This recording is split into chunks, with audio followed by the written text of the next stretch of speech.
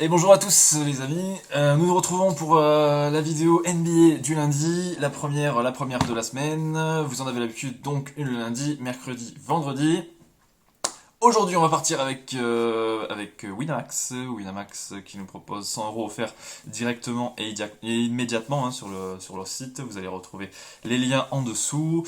Et nous avons également ce partenariat avec Sorare, à savoir 5 cartes achetées, vous en recevez une gratuitement, et idem que pour Winamax, vous avez les liens qui sont juste en dessous. Petite nouveauté aujourd'hui, nous allons retrouver, on en a parlé un peu dans les commentaires, il me semble, en milieu de semaine dernière sur la vidéo de mercredi, Cédric qui fait son retour pour son combiné. On l'aura pas directement sur la vidéo, mais vous pouvez le retrouver dans la partie commentaires. Normalement, Cédric devra donner son petit combi avec les perfs joueurs. Donc, je pense qu'il devra attendre. Je pense que dans l'après-midi, ce sera bon. En tout cas, c'est un plaisir de te retrouver, Cédric. Pour notre part, nous avons une petite carte aujourd'hui, la plus petite, hein, depuis la reprise. 7 matchs au programme. Bon, c'est pas mal. Et ce qui est cool, c'est que avec le changement, le décalage, enfin le changement d'heure, on gagne une heure, et on gagne également une heure sur le créneau, sur le fuseau horaire américain. De ce fait, les matchs de la conférence Est seront à minuit, et minuit est une heure quand même a priori abordable, hein, avec en plus des belles petites affiches, hein, vous allez voir, du Charlotte-Sacramento, du Washington-Philadelphie pour commencer. Bon, justement, sans transition, on va débuter. Charlotte contre Sacramento, des cotes très rapprochées, hein, ce qui est plutôt logique. D'un côté, on a des Kings de Sacramento qui viennent de taper Miami. De l'autre, on a Charlotte qui vient de taper Golden State. Alors, deux équipes pas forcément attendues, hein, cette année, dans le top 8, mais qui viennent de taper du lourd. Deux équipes avec, mine de rien, des ambitions. Et bon, moi, pour ma part, j'ai envie de partir sur Sacramento, et j'en ferai ma confiance de la soirée, dans la mesure où ce groupe est quand même taillé. Il est taillé, on va dire, pour faire quelque chose. Alors, le retrouver dans le top 8, ça va peut-être être compliqué à l'ouest.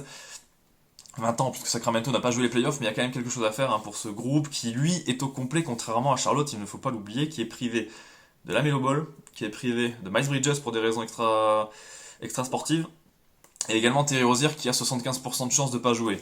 Avec ce groupe, vous me direz, ils ont tapé Golden State, mais Golden State hier, ils viennent de perdre contre Détroit, ils en ont pris une bonne, je crois, c'était 128-114.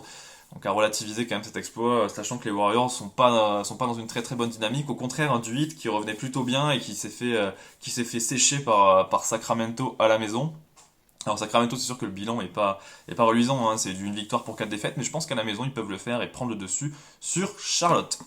Deuxième match de la soirée, nous restons dans la conférence Est, et comme je l'ai évoqué juste un peu avant, Washington reçoit Philadelphie dans la capitale, 2,60 pour les Wizards, 1,55 pour Philadelphie. Alors là, c'est typiquement le match dont il faut se méfier, dans la mesure où Joel Embiid est très incertain. Alors pour les plus joueurs, il vaut mieux partir sur Washington. Moi, je reste quand même sur Philadelphie. Je me dis que même avec ce groupe, ils peuvent le faire.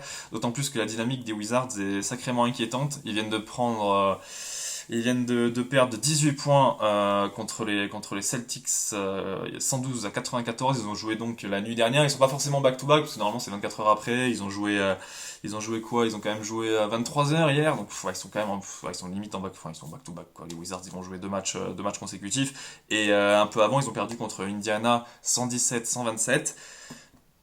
Ça place quand même une équipe, hein, et puis les tendances sont complètement inversées. Philadelphie, elle, revient en forme, hein, elle vient de taper Toronto 90-112, et elle vient de battre Chicago 109-114, et le score ne reflète pas vraiment la physionomie du match, hein. Philadelphie avait totalement dominé cette équipe de Chicago.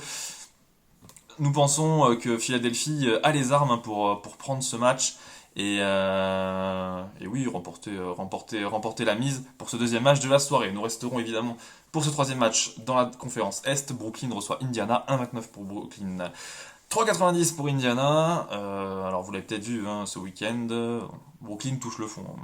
Très clairement, je vais pas partir sur une victoire de Brooklyn, on ne va pas non plus partir sur une victoire d'Indiana, faut pas être fou.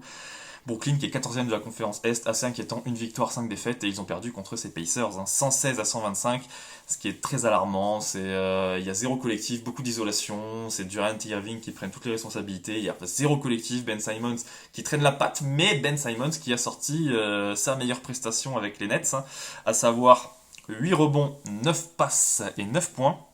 ce qui nous fait un total de 26. Et face à des Pacers qui sont pas forcément excellents, Ben Simmons il joue presque 40 minutes par rencontre et il aura forcément à cœur de prendre encore plus de responsabilités dans cette équipe après un tel match. Euh, on a trouvé une cote à Ben Simmons 24,5 points, rebond et passe à 1,80 plus, donc qui me paraît plutôt pas mal, hein, dans la mesure où partir sur Brooklyn c'est un peu suicidaire à 1,30 et Indiana 3,90. On sait très bien qu'Indiana c'est une équipe qui joue pas grand chose mais qui est cependant dans une très bonne dynamique, hein, qui vient donc de battre Washington et Brooklyn. Attention, mais bon, Indiana normalement ça devrait s'écrouler dans pas longtemps. Quatrième match de la soirée. Là cette fois-ci nous allons partir au Canada où les Raptors reçoivent les Hawks.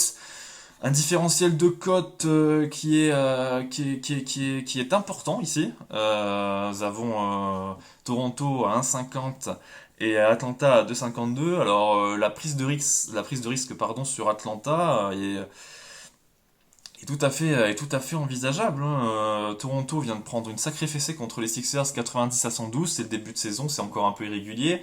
Atlanta, ils vont jouer. Enfin, Atlanta, c'est le premier vrai test. Ils l'ont perdu contre 123-115 et là ils vont jouer contre un concurrent direct, en tout cas pour le top 8, à savoir Toronto. C'est quand même finaliste de conférence Est, hein, Atlanta en 2021. C'est une équipe qui a du coffre, qui s'est renforcée, qui est sur le papier pour moi légèrement supérieure à Toronto. Je pense qu'il est préférable de partir sur une petite mise Atlanta plutôt que de partir sur Toronto à 1,58 qui a montré quand même 2-3 faiblesses à la maison. Milwaukee-Détroit est notre prochain match. Et celui-ci, il n'y a pas quand même, il n'y a pas grand-chose à tirer, pardon. 1,13 Milwaukee, la cote de 7, hein, pour Détroit. Nous avons un différentiel entre les cotes, hein, qui est énorme. Après Détroit visiblement joue le jeu ces derniers temps et ils sont 13e, 2 victoires, 5 défaites. Ils viennent de battre Golden State et dans cette dynamique, pourquoi pas sortir un gros match à Milwaukee. C'est sûr qu'ils gagneront pas, probablement pas, mais il y a des cotes quand même qui sont intéressantes, hein.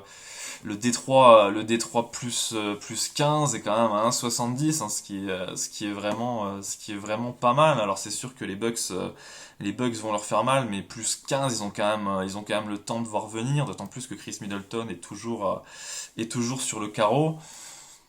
Il y a quelque chose à faire, hein, probablement pour Détroit, en tout cas ne pas prendre une valise, plus 15 à 1,70 me paraît tout à fait convenable. Le sixième et avant-dernier match de cette soirée, direction la conférence Ouest, où le Jazz reçoit les Grizzlies à Salt Lake City.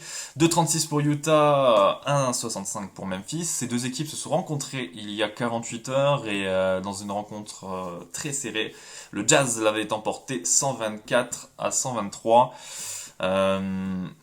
Pour ce soir, Memphis pourrait normalement retrouver Ja Morant.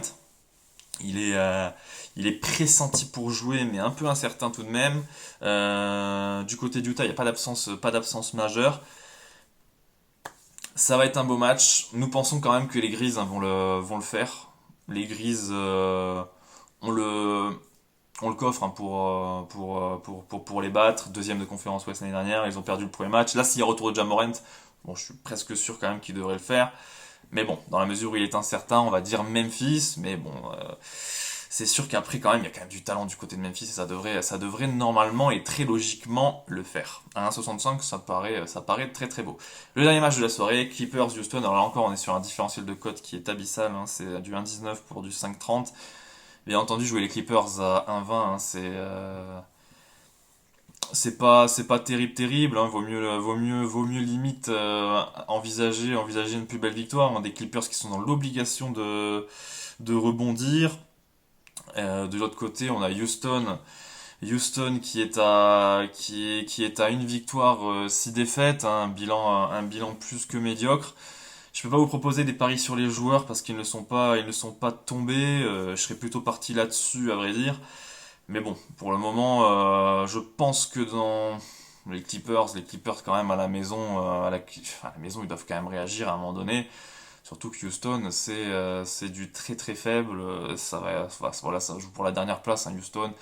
Le différentiel entre les deux équipes est énorme. Les Clippers gagnent de 8 points ou plus à 1,60.